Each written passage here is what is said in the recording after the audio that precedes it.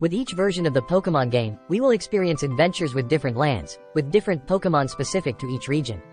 And each of us wants to have a lineup that includes the most powerful Pokemons of those regions.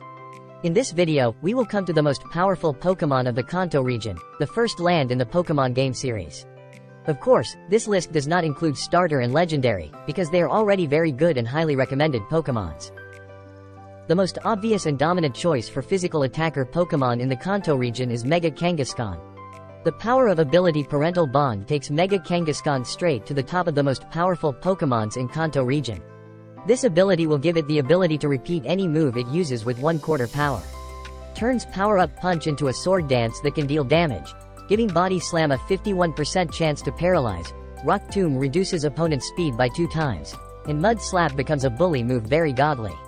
Meanwhile, it also counters Pokemons that use Focus Sash or Substitute. Of course, also pay attention to the problem of counter damage from Garchomp or Ferrothorn in Pokemon using Rocky Helmet, but especially the Ferrothorn wearing Rocky Helmet. Because Mega Kangaskhan can be shut down instantly if you accidentally hit it just one time. Of course, anyone who's played Gen 1 versions of Pokemon will love Gyarados, the iconic Pokemon of the Kanto region. This is the goal for all gamers who raise a useless fish, one day expect it to evolve into a superpower creature in the first generation of Pokemon. Gyarados has 2 super powerful abilities: Intimidate to reduce the physical attack of opposing Pokemon, and Moxie to assist in dealing his own damage. In addition to high physical attack, Gyarados also possesses a great setup move, Dragon Dance. And in addition, despite receiving 4 times the damage from the electric type, in fact, the water flying is a dual type with pretty good defense. While Gyarados' Mega form makes it countered by more type, it gives it the ability to attack more effectively by possessing the ability Mold Breaker, giving it the ability to attack regardless of its opponent's ability. It can one-hit KO Pokemon with Sturdy or use Earthquake on Pokemon with Levitate. In general, Gyarados is also a Pokemon that will not make you regret when you save one slot for it in the squad.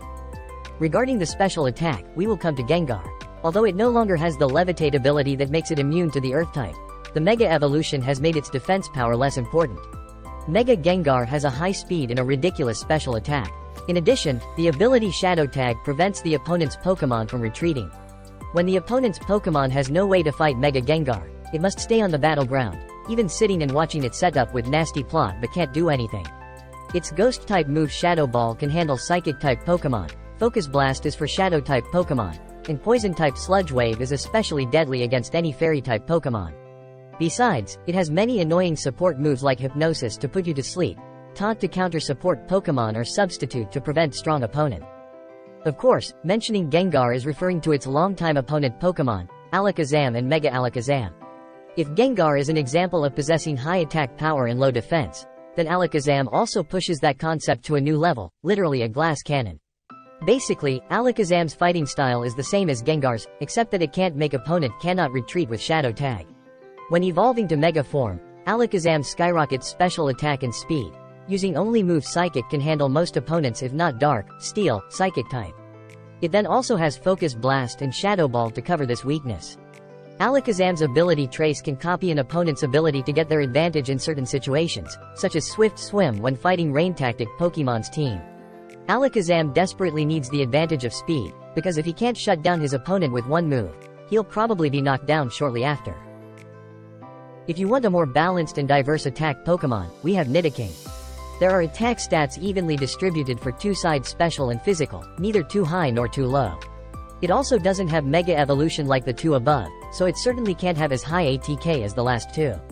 However, Niticking has the ability Sheer Force, an ability that removes the side effects of attack moves to increase the attack power of that move by 30%.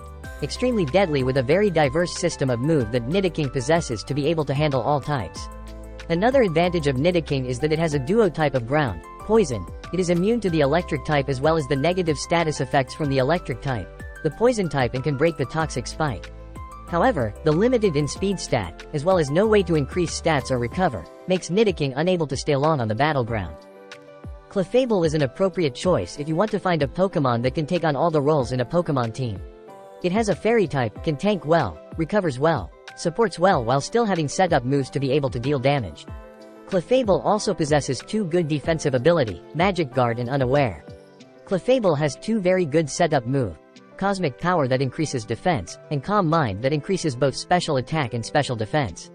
And after using Calm Mind, Clefable's Moonblast moves become extremely powerful. And its move system is also very good in support role, such as Follow Me, Helping Hand or Thunder Wave. Of course, when it comes to Kanto, we must mention Dragonite, the only Dragon-type Pokemon of the Kanto region. Although many powerful Dragon-type Pokemon appeared later, Dragonite still has its own strong points. It possesses the exclusive ability Multiscale. This ability will take half damage to Dragonite when it is full of health, ensuring it can safely use Dragon Dance. The Dragon Flying Dual type takes 4 times the damage from the Ice type, so it's still best to dodge them. Taking advantage of this feature, Dragonite can confidently confront some Pokemon using Electric or Rock and Dragon-type moves, while using Weakness Policy and Dragon Dance one time. We will own a Dragonite which gaining 3 levels of attack stat and 1 level of speed stat right after the first turn. And then Dragonite will be a true sweeper. Dragonite also possesses the Roost Recovery move, which causes it to lose its Flight type for 1 turn. And then it is only afraid of Ice and Fairy type moves, and in case Roost fully heals Dragonite, Multiscale is activated once more. So Dragonite is a pretty tanky Pokemon while have potential to become a heavy cannon that sweeps the enemy team. And just now are some typical Pokemon in the Kanto region. Hopefully through this video everyone can have more choices for your Pokemon lineup. If you have any ideas, you can share them in the comment below. Don't forget to leave 1 like and 1 subscribe.